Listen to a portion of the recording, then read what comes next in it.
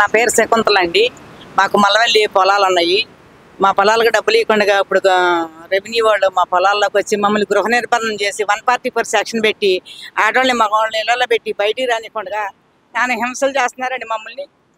మాకు పవన్ కళ్యాణ్ గారు వారాహి యాత్ర అప్పుడు మాకు న్యాయం చేస్తామని మా చాలా దగ్గరికి వచ్చి మీటింగ్ పెట్టి మాకు జనసేన వాళ్ళు ఒక 6 టీంని వేసి మాకు న్యాయం చేస్తాం, రైతులకి ఎప్పుడు ఏ కష్టం వచ్చినా మీరు ఎన్నింటి ఉండాలని చెప్పాడండి. 5 టీంని పెట్టి మాకు 1947లో నైజాం నవాబులు పట్టా ఇచ్చారు సార్. ఆ పట్టా వచ్చి ఇప్పుడు మాకు 60-70 ఏళ్ళు అయింది సార్. 60-70 ఏళ్ళ నుంచి పొలం మా స్వాధీనంలో ఉందండి. మేము శిస్తులు కట్టామండి. శిస్తులు కట్టిన రసీదులు కూడా చూసారండి రెవెన్యూ వాళ్ళు వీళ్ళందరూ. అయినా సరే రైతుని ఎవరో పట్టించుకోవట్లేదండి. రైతు ఏదైనా బతకాలంటే పవన్ కళ్యాణ్ గారు ఉంటేనే మేము రైతులు బతుకుతామండి. లేకపోతే ఆయన మాకు చేస్తాడని నమ్మకం ఉంది. చేయకపోతే రైతులందరూ మేమందరం అక్కడే మా చాలల్లోనే మేము ఏదైనా పోసుకుని చచ్చిపోతాం సార్. ఇదే సార్ మేము సార్కి ఆఖరి మాటగా చెప్పేది.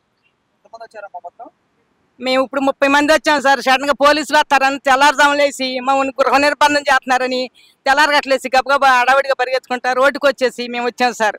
ఇది చూసి సార్ స్పందించి మాకు న్యాయం చేస్తాడని మాకు మాట ఇచ్చారు సార్. న్యాయం చేస్తారు 100కి 100 రూపాయలు మేము ఆయన మీద నమ్మకం పెట్టుకుని ఉన్నాం సార్. అది పానసాని పెళ్ళండి. నా పేరు వరలక్ష్మి, ముక్కు వరలక్ష్మి.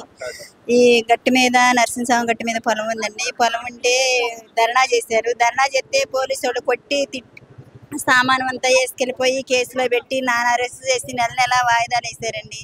ఆ వాయిదాలకి పని చేసుకునే వాళ్ళం ఎక్కడున్నా కలిసి వచ్చి వాయిదాలు చూడవలసి వస్తుందండి. దాని గురించి మీరేదో అన్నా మేలు చేస్తారని వచ్చాం సార్. ఏమండి, మాది గొల్లపల్లి, నూజివేడి మండలం, ఏలూరు జిల్లా. నా పేరు దోనేపూడి పెంగడమ్మ. మేమండి ఒక మలవేలు పొలాలు 1 సంవత్సరం 2 సంవత్సరాలు కాదండి 10 సంవత్సరాలు బట్టి తిరిగాం. తిరిగి మాకు తీసుకొచ్చి 3 నెలలు అక్కడ ధర్నా చేస్తే పవన్ కళ్యాణ్ గారు అన్న వచ్చి అమ్మా మీకు న్యాయం చేస్తాను, నేను హామీ ఇస్తున్నానని చెప్పారు ఎలక్షన్ ముంగలు వచ్చి. అదే ప్రకారంగా గెలిచాక ఇక్కడికి వచ్చి మేము వస్తే మమ్మల్ని కలవ లేకుండా చేసి మమ్మల్ని వెళ్ళిపోమన్నారు. అన్న నువ్వు ఉన్నావని ధైర్యంతోనే నాకు 2 ఆడపిల్లలన్నా, నాకు ఇల్లు లేదు, తాటాకి ఇల్లు, మేము అద్దీంట్లో ఉన్నామన్న. మేము నా పిల్లలు 2 పెళ్ళిడికి వచ్చి ఉన్నారన్న. నాకు 2 ఆడపిల్లలన్న. మరి నేను ఇల్లు కట్టుకోవాలని నాకు ఎంతో ఆశతో వచ్చానన్న. మీరే న్యాయం చేయాలన్న, ఇదే నా కోరిక. మాది కృష్ణా జిల్లా బాబులపాడు మండలం మల్లవెల్లి గ్రామం హనుమాన్ జంక్షన్. మా సమస్య ఏంటంటే మేము RS నెంబర్ 11 మల్లవెల్లిలో మా భూములు ఏపీఐసి వారు రెవెన్యూ వారు తీసుకుని ఏపీఐసి వారు అప్పచెప్పారు.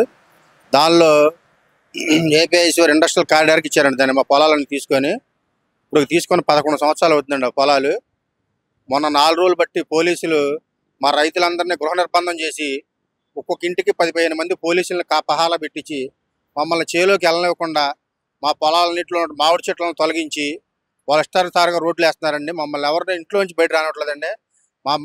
మా రైతులు సుమారుగా 120 మంది రైతులు ఉంటే ఒక 20 మంది రైతుల దాకా ఇంట్లోంచి బయట రానట్లేదండి. రెవెన్యూ వారు 10 మంది, పోలీసు వారు 10 మంది వాళ్ళ ఇష్టానుసారంగా దౌర్జన్యం చేసి మా పొలాలని రాకుంటున్నారండి. మా సమస్యని ఇదివరకు పవన్ కళ్యాణ్ గారికి తెలియజేసామండి. పవన్ కళ్యాణ్ గారి దృష్టిలోను చంద్రబాబు నాయుడు గారి దృష్టిలో ఉండగా కూడా వాళ్ళు మమ్మల్ని అందరినీ వ్యతిరేకించి మాకు ఏ విధమైన సమాధానమో చెప్పకుండాను వాళ్ళ ఇష్టానుసారంగా మా పొలాలను దున్నేసి తారు రోడ్లన్నీ వేసారండి. ఈ 4-5 రోజుల నుంచి మమ్మల్ని రానివ్వట్లేదు, ఊళ్ళోంచి కూడా బయట రానివ్వట్లేదండి. మా సమస్యకి ఎవరికైనా తెలియజేద్దామన్నా కానీ మా సమస్యను ఎవరికి తెలియజేయట్లేదండి. ఈరోజు అవకాశం చూసుకుని తెల్లారుజాము 4కి 3:30కి లేచి మేము రైతులందరికీ రావడం జరిగిందండి. మా సమస్యను పవన్ కళ్యాణ్ గారికి వివరించుకొని మా యొక్క బాధను ఆయన ముందు వ్యక్తపరిచి ఈ సమస్యను మమ్మల్ని ఆయన తప్పితే వేరే ఎవరో బయట పర్లేదనే ఉద్దేశంతో ఇక్కడ దాకా రావడం జరిగిందండి. మా పవన్ కళ్యాణ్ గారు చేయకుండా ఉంటారండి. ఆ సమస్య ఆయన దాకా వెళ్ళేది అంటే ఆ రోజునే జరిగినట్టండి. కాకపోతే రెవెన్యూ వారు సహకరించక వేరే వారు సహకరించక మా పని 2 రోజులు ఆగిందని మేము అనుకుంటున్నామండి.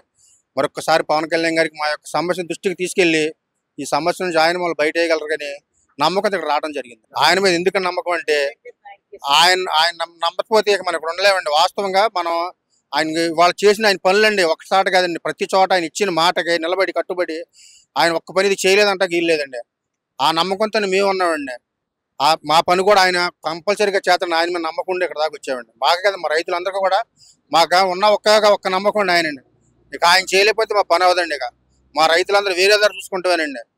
ఖైదీ నెంబర్ 150 సినిమాలో కానీ చిరంజీవి గారు రైతులకు న్యాయం జరగకపోతే ఏ విధమైన పని చేశారు, మేము కూడా ఆ పని చేస్తే కానీ ప్రభుత్వానికి గుర్తింపు రాదంటే అదే చేస్తామండి. పవన్ కళ్యాణ్ గారు కూడా మా పని చేయని పరిస్థితుల్లో ఆయన చేయకపోతే ఇంకెవరో చేయలేరని అందుకే వచ్చామండి. ఒక్కవాటిగా చెప్పాలంటే పవన్ కళ్యాణ్ గారు మా పని చేయాలండి, ఇంకెవరి వల్ల కూడా అవ్వదండి. రెవెన్యూ వారు ఆయన మాట ఎవరు పెట్టిన పరిస్థితి లేరండి. కాకపోతే ఆయన ఖాళీ లేక మా సమస్య మీద కొంచెం దృష్టి లేదాము కానీ ఆ సార్ అనుకుంటే మా పని ఒక్క రోజులో అవుద్దండి. ఆయన మీద నమ్మకంతో ఎడదాకా వచ్చాడు.